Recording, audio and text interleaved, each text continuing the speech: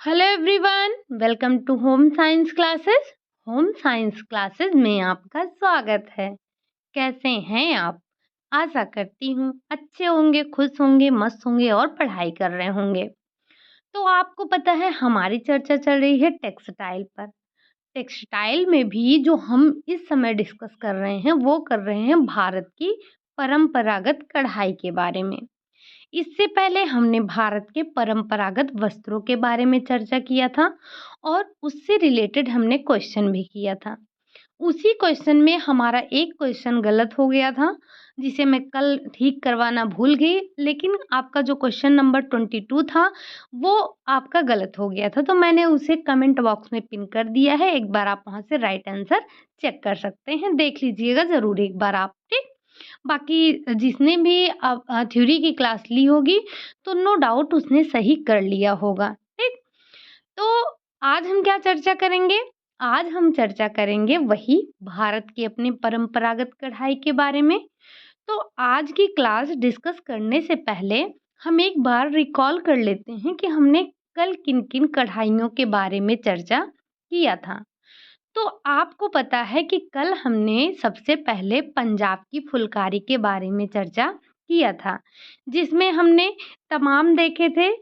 जैसे आपकी शीशेदार फुलकारी देखी थी, कच्छ की फुलकारी देखी थी, हमने सूभर की चर्चा की थी, हमने चोप के बारे में बात किया था, हमने सूभर के बारे में चर्चा तो किया ही किया था, साथ ही साथ हमने बाग के बारे में चर्चा किया था।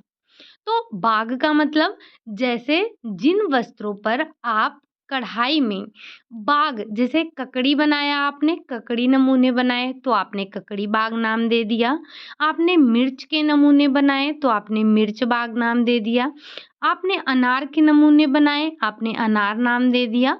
तो इसी तरह से जो हमने कढ़ाई की और उसमें अपने साग-सब्जियों, फल वगैरह को जो भी हमने कढ़ाई किया, हमने उसी के नाम पर उसको वो बाग नाम दे दिया, ठीक? तो सबसे पहले हमने क्या देखा? सबसे पहले हमने पंजाब के फुलकारी की बात की। फिर साथ ही साथ हमने बात किया था बंगाल के कांथा के बारे में, जो कि आपके जो बंगाल की गृहिणियाँ हैं, उनके द्वारा किया जाता है। और ये जो आपके बंगाल का कांधा है, ये आपके राजस्थान, सॉरी, जो बंगाल की गृहिणियाँ हैं, उनकी मितव्ययिता को दर्शाता है। तो जो हमारा बंगाल का कांधा बनाया जाता है, वो पुराने वस्त्रों से बनाया जाता है, ठीक? ये और फिर जो अगली बात हमने की थी, वो की थी कश्मीर के कसीदा के बारे में। हमने कश्मीर की कसीदा के बारे में चर्चा किया था। साथ ही साथ हमने कई प्रकार के शॉल के बारे में भी देखा था। जो आपका पश्मीना शॉल था, कहाँ का था? तो वो आपके कश्मीर का ही था। साथ ही साथ हमने एक वस्त्र की बात की थी, जिसे हमने गब्बा बोला या फिर हमने फिरन बोला था। ये फिरन या गब्बा कहाँ पहना जाता था? तो ये आपका पहना जाता है कश्मीर में ही पहना जाता है सर्दियों के मौसम में, ठीक? तो ये इतनी चर्चा हुई थी कल हमारी, कल जो हमने परंपरागत कढ़ाई को स्टार्ट किया था। तो वहीं पे ये हमारी इतनी 3 कढ़ाइयों के बारे में चर्चा हुई थी। आज उसी के आगे हमें पढ़ना है। तो जो आज की हमारी कढ़ाई है, जो आज की कढ़ाई के बारे में हम चर्चा कर रहे हैं, वो है आपकी सबसे पहले मणिपुर की कढ़ाई आ जाती है। तो जो मणिपुर की कढ़ाई है, आज हम उसी के बारे में चर्चा करने वाले हैं। मैं आपको पहले ही बता दूँ कि गले में प्रॉब्लम होने की वजह से आपकी क्लास बहुत लंबी नहीं हो पाएगी। मतलब जो क्लास हमें 2 दिन में पढ़ना था, वो उसे उसी क्लास को हमें 3 दिन में पढ़ना होगा। अब ना पढ़ने से तो अच्छा ही है कि हम थोड़ा-थोड़ा ही पढ़ लें। तो इसीलिए आपकी क्लासेस तो होंगी, बट छोटी होंगी, ठीक? तो जो हम 2 दिन में ख़त्म करने वाले थे, वो हम 3 दिन में ख़त्म करेंगे। जो हमारा टेक्सटाइल इसी वीक समाप्त होने वाला था, हो सकता है नेक्स्ट वीक आपका समाप्त हो। तो आपकी क्लासेस ऑफ रहें, इससे अच्छा तो ये है कि हमारी क्लासेस कंटिन्यू चलती रहें, चाहे छोटी-छोटी ही चलें, ठीक? तो सबसे पहले आज हम बात करेंगे मणिपुर की कढ़ाई के बारे में। आपको पता है कि मणिपुर के जो पर्वतीय प्रदेश हैं, मणिपुर के पर्वतीय प्रदेश हैं, वहाँ पर मणिपुर की कढ़ाइयाँ आपकी प्रसिद्ध हैं। तो इस कढ़ाई में वहाँ की जो प्राकृतिक दृश्य होती हैं, उन्हीं को प्रदर्शित किया जाता है। साथ ही साथ इसमें जो आप टाँकों का प्रयोग करते हैं, वो आपके सेटिन टाँके होते हैं, जिनका आप प्रयोग करते हैं। तो कुछ पॉइंट यहाँ पर हमने नोट डाउन किए हैं, जो आपको ध्यान रखने हैं। सबसे पहले सबसे पहले तो मणिपुर की कढ़ाई में मुख्यतः सैटिन, ये सैटिन है, मुख्यतः सैटिन एवं कच्चा टाँका का प्रयोग किया जाता है। जो आपके मणिपुर की कढ़ाई है, मणिपुर की कढ़ाई में आप कौन से टाँके का प्रयोग करेंगे? तो सैटिन एवं कच्चे टाँके का आप प्रयोग करेंगे। कुछ वस्त्रों कुछ कुछ वस्त्रों पर नमूने के लिए कांच अथवा अभ्रक के छोटे छोटे टुकड़ों को भी काज टांके में लगाया जाता है। मतलब कि शीशे का काम किया जाता है, और जो शीशे का काम होता है उसको हम अभला भारत कहते हैं। तो जो मणिपुर की कढ़ाई है, मणिपुर की कढ़ाई में जो शीशे का काम किया जाता है, उसे आप क्या कहते हैं? उसे हम अभला भारत के नाम से जानते हैं।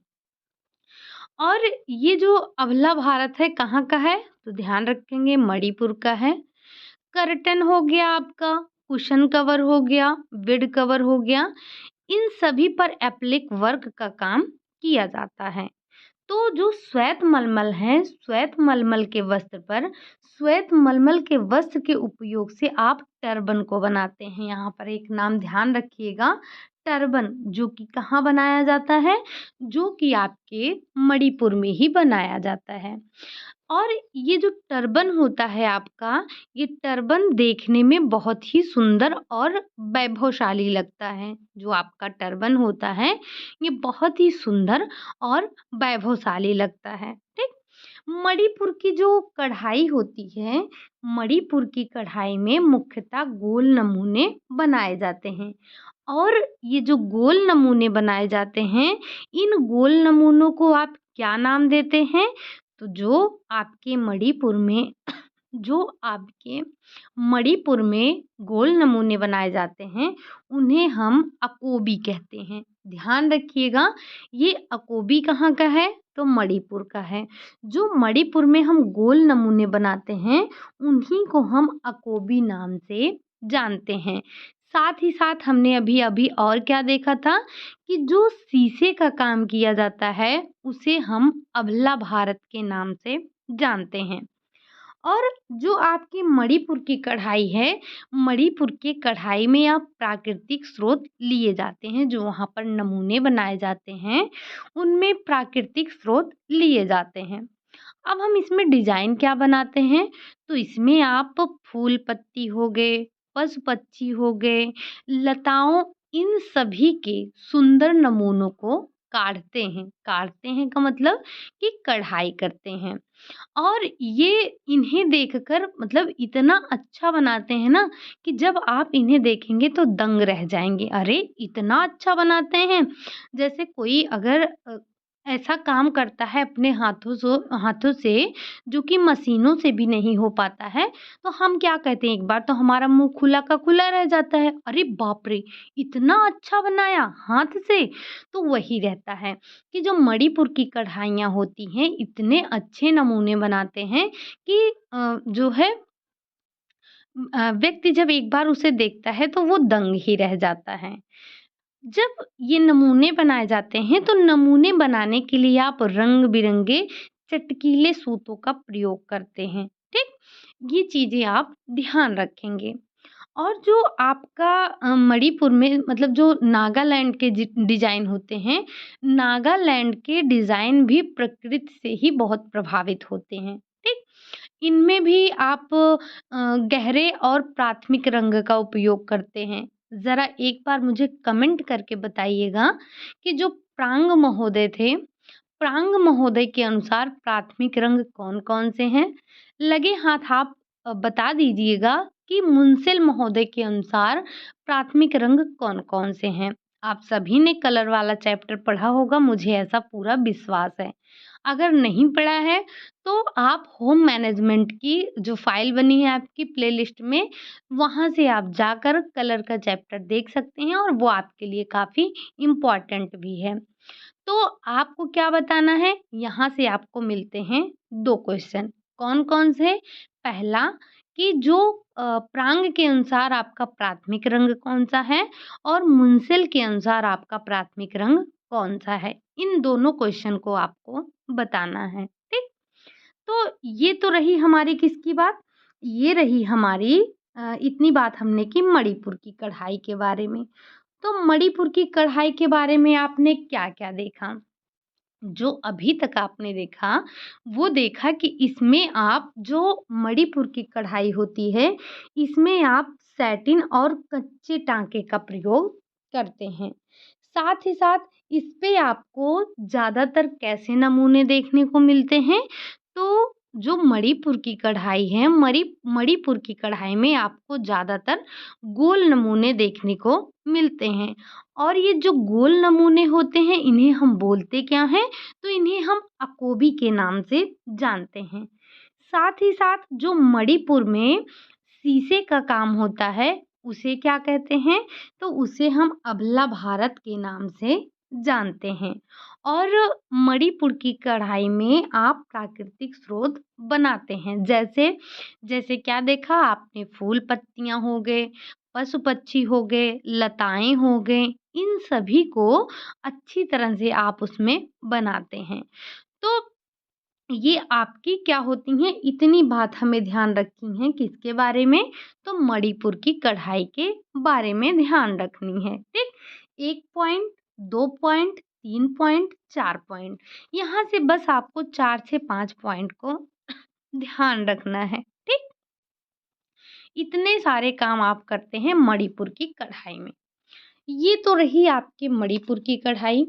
अब अगली कढ़ाई कौन-सी आ जाती है? वैसे तो हमने 4 कढ़ाई की चर्चा कर ली है। आज हम किसकी चर्चा करेंगे? तो आज हम करेंगे अपने 5वीं कढ़ाई और 5वीं कढ़ाई हमारी क्या है? तो वो है आपकी कर्नाटक की कसूती। ध्यान रखिएगा कभी-कभी कसूती और कसीदा में कन्फ्यूज़न हो जाता है। तो आपको पता है कसीदा हमने पढ़ रखा है, कहाँ का है? तो कश्मीर का है। वहीं अगर बात की जाए कसूती की, तो कसूती आपकी कर्नाटक की है, ठीक? तो आप ध्यान रखेंगे सबसे पहले क्या? कसूती। कसूती कहाँ की है? कर्नाटक की है। अब कसूती के बारे में भी हमें जानना है, तो कर्नाटक आपको पता है कहाँ है? पूर्व भारत में है, पश्चिम भारत में है, उत्तर भारत में है या दक्षिण भारत में है? तो हमें पता है भाई जो हमारा कर्नाटक है वो दक्षिण भारत में है, ठीक? तो दक्षिण भारत के कर्नाटक क्षेत्र धारवाड़ हो गया, बीजापुर हो गया, इन सभी जगहों पर आपकी कसूती कढ़ाई प्रसिद्ध है और इस पर कमल हो गया, रथ हो गया, हाथी, पालकी, मयूर, बैल, तोता, तुलसी, पेड़, पौधे इन सभी चीज़ों की कढ़ाई की जाती है और ये काफ़ी लोकप्रिय भी हैं। जो आपके कसूती है, इस पर जो नमूने बनाए जाते हैं, ये काफ़ी आपके प्रसिद्ध होते हैं। इनमें आप चटक लाल हो गया, बैंगनी हो गया, हरा हो गया, नारंगी हो गया, इन सभी रंग के धागों का आप प्रयोग करते हैं। किसमें? जो आपकी कसूती कढ़ाई होती है, ठीक? तो कसूती कसूती का अर्थ क्या होता है? सबसे पहले हम कसूती का अर्थ ही समझते हैं।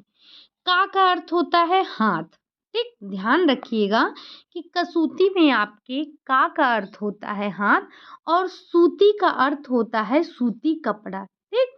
तो कहने का मतलब ये हो गया कि कसूती का अर्थ हो गया कि सूती धागे से हाथ की कढ़ाई, मतलब आप सूती धागे से हाथ की कढ़ाई करते हैं, ठीक? ये तो हो गया आपके कसूती का अर्थ। अब हम समझते हैं इसमें थोड़ी और बातों को। क्या? जैसे जैसे कसूती कढ़ाई 2 सूती वस्त्र पर सूती धागे से की जाती है। पॉइंट आप नोट कीजिएगा कि जो कसूती कढ़ाई है 2 सूती वस्त्र पर सूती धागे से की जाती है। इसमें आप कच्चा टाँका हो गया, ज़िगज़ैग हो गया, क्रॉस टाँका हो गया, गाँठे वाले टाँके हो गए। इन सभी टाँकों से आप नमूनों को बनाते हैं। इस कढ़ाई की सबसे बड़ी विशेषता ये है कि कढ़ाई करते समय धागों में गाँठें नहीं लगाई जाती हैं। इसमें उल्टी बखिया के छोटे टाँके द्वारा कढ़ाई को आप प्रारंभ करते हैं और जो टाँके होते हैं, टाँके आपके अत्यंत सूक्ष्म, छोटे, सरल और महीन लिए जाते हैं। ये तो आपकी हो गई किसकी? कसूती की विशेषता हो गई। अब कसूती कढ़ाई में नमूने काढ़ने के लिए नमूने को वस्त्र पर नहीं छापा जाता है। जैसे हम पहले क्या करते हैं, पहले वस्त्र पर नमूने को छाप लेते हैं, फिर जो है उस पर कढ़ाई करते हैं।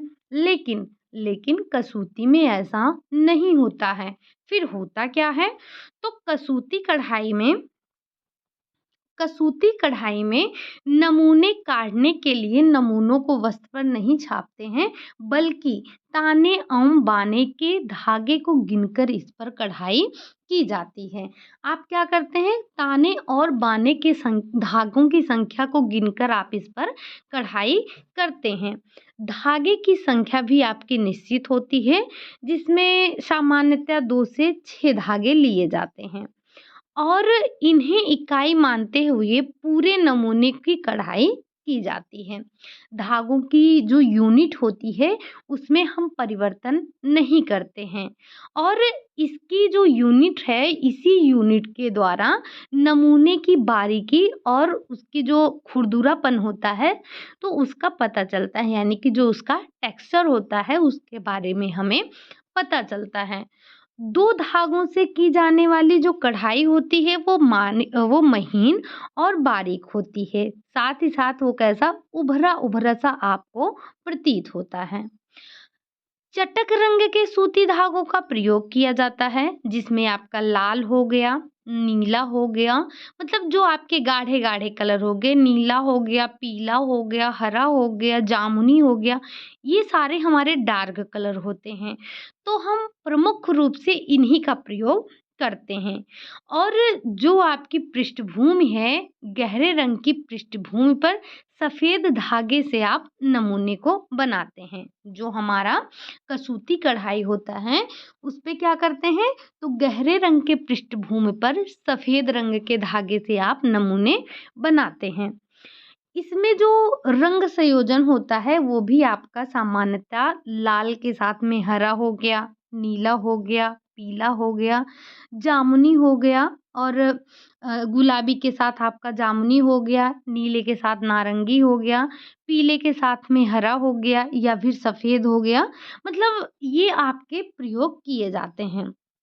अगर हम इसको अपने अ, रंग योजना के शब्दों में कहें तो चटक एवं विपरीत रंगों के संयोजन से इस पर नमूने हम बनाते हैं, ठीक?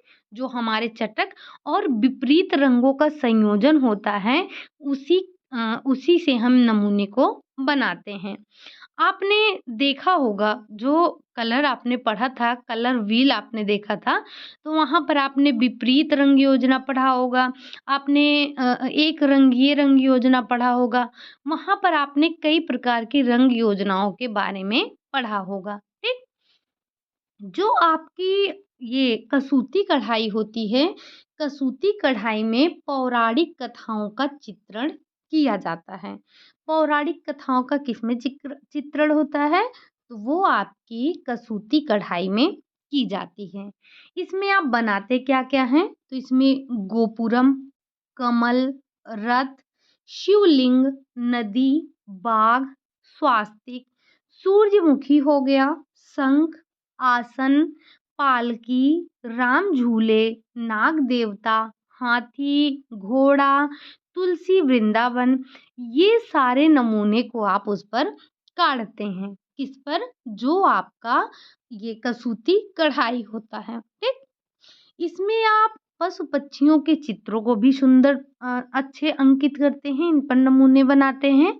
अब पशु पक्षी क्या हो गए? जैसे तोता हो गया, मोर हो गया, बत्तख हो गए, हिरण हो गए, ये सारी चीज़ें क्या होती हैं?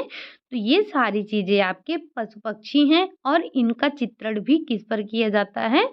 तो कसूती पर किया जाता है, ठीक? तो यहाँ से आपको काफ़ी चीज़ें ध्यान रखनी है कसूती के बारे में, ठीक? एक बार हम वापस देख लेते हैं क्या-क्या। तो सबसे पहले ये हाथ से कढ़ाई की जाने वाली होती है। इसमें 2 सूती वस्त्र पर सूती धागे से कढ़ाई करते हैं। इसमें आप नमूने को इस पर आप कसूती कढ़ाई में नमूने काढ़ने के लिए नमूनों को वस्त्र पर नहीं छापते हैं, बल्कि आप ताने-बाने की संख्या को गिनकर ही नमूने को बनाते हैं, ठीक? बाकी चीज़ें हमने यहाँ पर जो भी थी वो डिस्कस कर ली हैं, तो आपको इतना ध्यान रखना है। आगे आप एक पॉइंट और नोट कीजिएगा कि ये जो आपकी कसूती कढ़ाई होती है, इसमें आप 4 प्रकार के टाँकों का प्रयोग करते हैं। अब वो टाँके कौन-कौन से हैं? तो जो आपकी कसूती कढ़ाई है, इसमें आपने 4 टाँकों का प्रयोग किया है। क्या? गवंती, मुर्गी, नेगी, मैंथी। ये 4 प्रकार के टाँके हम प्रयोग करते हैं किसमें? तो हम इन 4 टाँकों का प्रयोग करते हैं कसूती में, जिन्हें आपको ध्यान रखना है। आपसे कई बार पूछे भी गए हैं, ये आपसे एग्ज़ाम में पूछे भी गए हैं, तो आपको इन्हें ध्यान रखना है, ठीक? तो ये हमारी 5वीं जो परंपरागत कढ़ाई थी, हमने उसके बारे में चर्चा किया। अब लगे हाथ हम एक कढ़ाई के बारे में और चर्चा कर लेते हैं, वो है आपकी चंबा की रुमाल।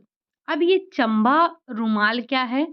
इसके बारे में भी हमें थोड़ा डिस्कस करना है, क्योंकि ये भी हमारे एग्ज़ाम में आए दिन पूछे जाते रहते हैं और हमारे लिए इम्पोर्टेंट भी हैं ये। तो चंबा, सबसे पहले आपको ये पता होना चाहिए कि ये चंबा है कहाँ? तो चंबा आपका हिमाचल प्रदेश के चंबा क्षेत्र में ये कढ़ाई की जाती है, इसीलिए आप इसे चंबा कढ़ाई के नाम से जानते हैं।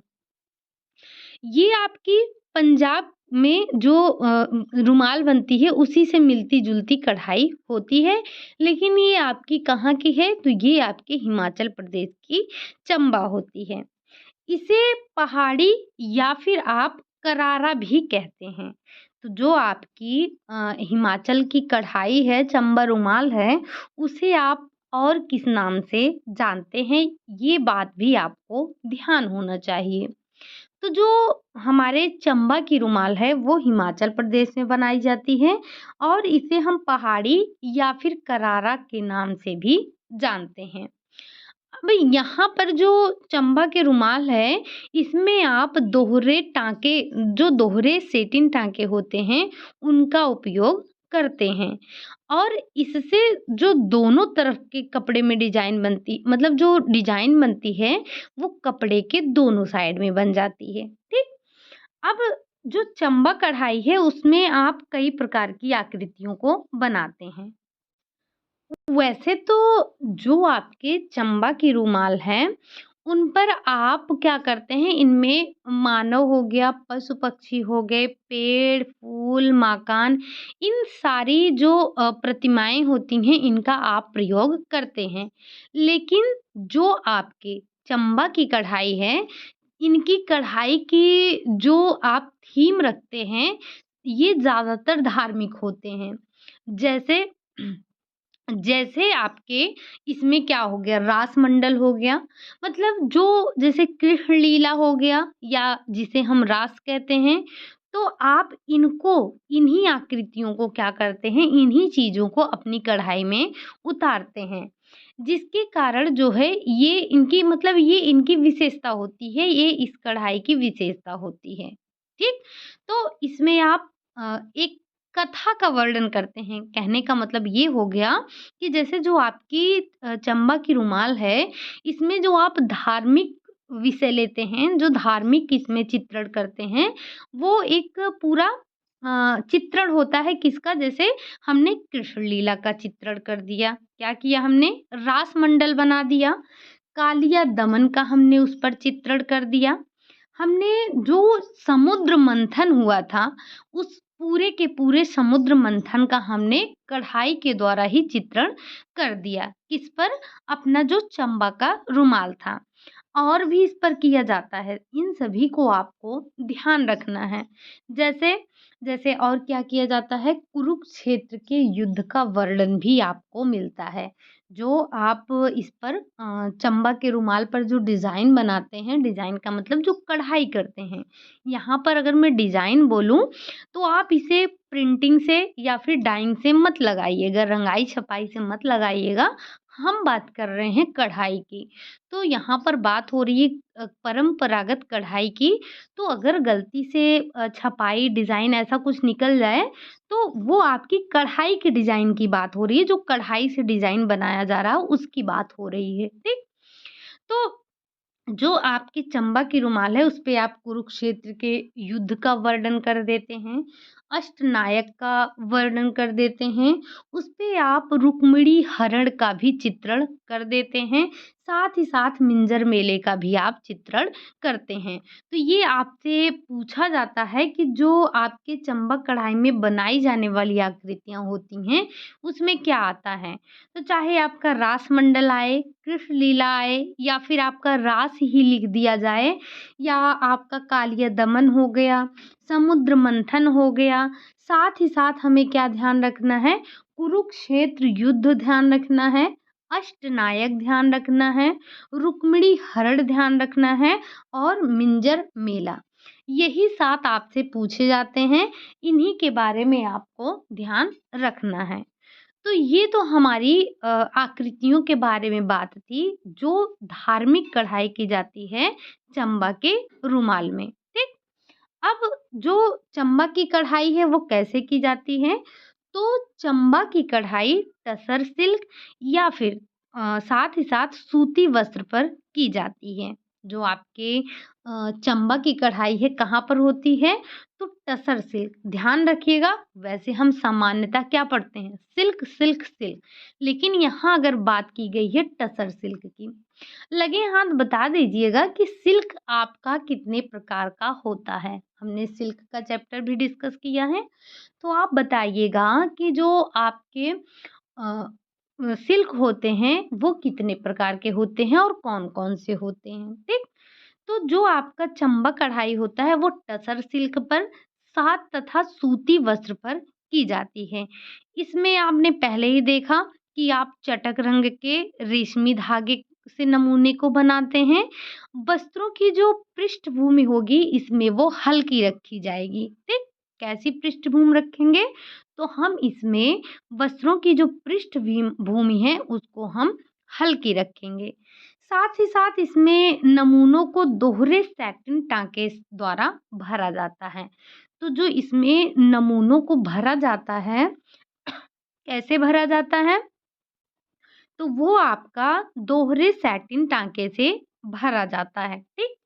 और जो चंबा का रुमाल है, चंबा के रुमाल में आप अधिकांशतः आप देखे होंगे जो हम कढ़ाई पढ़ रहे हैं, जो हम कढ़ाई पढ़ रहे हैं, इसमें हम प्राकृतिक दृश्यों का जो है क्या करते हैं? चित्रण करते हैं। तो जो आपके चंबा रुमाल होता है इसमें नमूने आपकी प्रकृति के ही लिए जाते हैं। अब प्रकृति में आपके क्या हैं? तो जैसे शेर हो गया, शेर कैसा? जो दहाड़ता हुआ शेर होगा, दौड़ती हुई बकरी होगी और आपके हिरन होंगे, नाचते मोर होंगे, झूमती हाथी होगी या फिर दौड़ता घोड़ा होगा। इस तरह से आप जो है इनकी नमूनों को काढ़ते हैं या फिर कढ़ाई करते हैं। जो इन पर कढ़ाई की जाती है, कढ़ाई वस्त्र के दोनों तरफ आपको समान ही देखने को मिलेगा। ऐसा नहीं है कि उधर कुछ और मिलेगा और इधर कुछ और मिलेगा। तो जो आपका वस्त्र होता है, उस पर आप जो भी नमूना बनाएँगे वो दोनों तरफ आपको समान दिखाई देगा। कढ़ाई सूत में गाँठें लगाकर प्रारंभ नहीं करते हैं हम, ठीक? कढ़ाई में इतनी सफाई और इतनी सूक्ष्मता होती है कि आप वस्त्र का उल्टा-सीधा पहचान ही नहीं सकते हैं। हमने बताया कि इस पर जो डिज़ाइन बनते हैं, जैसे क्या होता है, आप सभी ने देखा होगा जो घर पर दुसुत्ती कढ़ाई होती है, तो हम क्या करते हैं, एक नीचे से पहले गाँठ लगाते हैं, उसके बाद हम कढ़ाई करना प्रारंभ करते हैं। तो हमें पता चल जाता है कि इसमें उल्टा क्या है और इसमें सीधा क्या है। लेकिन लेकिन जो आपकी चंबा की कढ़ाई है, चंबा की कढ़ाई में ऐसा नहीं होता है। इसमें आपको उल्टा-सीधा नहीं देखने को मिलता है। मतलब जो कढ़ाई हुई रहेगी, वो दोनों तरफ आपकी समान रहेगी। आप उल्टा-सीधा जैसे आपने देखा होगा कुछ साड़ियों पर इस तरह से प्रिंट किया जाता है, यहाँ पर कढ़ाई की बात हो रही है लेकिन मैं आपको एग्ज़ाम्पल प्रिंट का ही दे रही हूँ। तो जो आपने देखा होगा कुछ साड़ियों पर प्रिंट ऐसे होते हैं कि हमें उल्टा-सीधा पहचान नहीं मिलता है कि कौन-सा इसमें उल्टा है और कौन-सा इसमें सीधा है। तो सेम प्रॉब्लम यहाँ पर भी होती है जो आपकी चंबा की कढ़ाई होती है उसमें भी यही समस्या आती है कि उल्टा और सीधा एक समान ही दिखाई देता है, आप उसमें डिफ़रेंस नहीं कर पाते हैं, ठीक? तो ये हमने पढ़ी आज 3 कढ़ाइयों के बारे में। कौन-कौन सी थी? तो सबसे पहले हमने मणिपुर की कढ़ाई की चर्चा की, फिर हमने चर्चा किया चंबा के रुमाल का, उससे पहले हमने कसूती के बारे में चर्चा की। अभी आपकी प्रमुख कढ़ाई में क्या बच रहा है? तो एक तो हमारे उत्तर प्रदेश की बच रही है चिकनकारी यानी कि लखनऊ की चिकनकारी बच रही है, राजस्थान की एम्ब्रॉयडरी बच रही है आपकी और गुजरात की। ये 3 आपके प्रमुख हैं जो कि हमें अभी पढ़ने हैं, ठीक? तो बस आज के लिए यही इतना रखते हैं। आपको पता है कि क्लास आपकी ज़्यादा लंबी नहीं हो सकती है, उसके लिए हम माफ़ी चाहते हैं। हम थोड़ा-थोड़ा पढ़ेंगे लेकिन अपनी क्लास को कंटिन्यू रखेंगे, ठीक? तो बस आज के लिए यही इतना रखते हैं। क्लास आपको कैसी लगी? अगर अच्छी लगी हो तो लाइक करें, चैनल को सब्सक्राइब करें, साथ ही साथ कमेंट ज़रूर कीजिएगा। आपका एक कमेंट मुझे मोटिवेशन देता है। साथ ही साथ आप अपने परसों के क्वेश्चन को सही कर लीजिएगा जो आपका क्वेश्चन नंबर 22 था, उसको आप सही कर लीजिएगा, ठीक? वो गलती से मैंने कुछ और ऑप्शन बता दिया था लेकिन मैंने वहाँ पर आपको तीनों का अर्थ बता दिया है। तो उसे आप एक बार ज़रूर देख लीजिएगा, कमेंट बॉक्स में राइट आंसर आपका पिन है, ठीक? तो बस मिलते हैं कल अपनी जो बची हुई एम्ब्रॉयडरी है उसके बारे में चर्चा करेंगे। तब तक के लिए बाय बाय, टेक केयर।